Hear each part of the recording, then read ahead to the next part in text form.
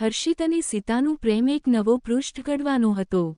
બંનેએ બાળપણથી એકબીજાને ઓળખ્યા હતા, પરંતુ યાત્રામાં અલગ અલગ માર્ગો ચૂસ્યા.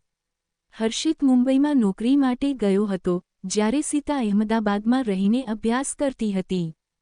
દ્વારા વર્ષો બાદ હર્ષિત પરત આવ્યો હતો. એક દિવસ સીતાનો મેસેજ આવ્યો, હર્ષિત, શું તમે હવે મુંબઈ છોડીને અહીં પરત આવ્યા છો? હર્ષિત વિમલ સાથે જવાબ આપ્યો, હા, હવે હું અહીં છું. ક્યારેક મળવા મળીશું? આ બે મિત્રોએ ફરીથી મળવાનું નક્કી કર્યું. મૌન દ્રષ્ટિ, વાતો અને એકબીજાની હાજરીમાં એવું કંઈક હતું જે ક્યારેય અટક્યું ન હતું.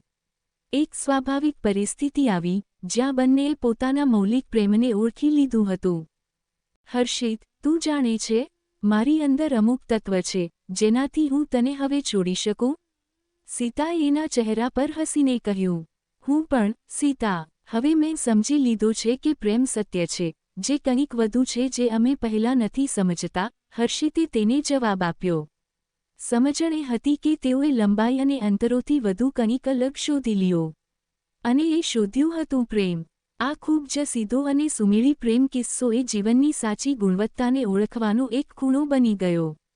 સ્ટોરી સાંભળવા માટે ચેનલને સબસ્ક્રાઇબ મિત્રો. ધન્યવાદ.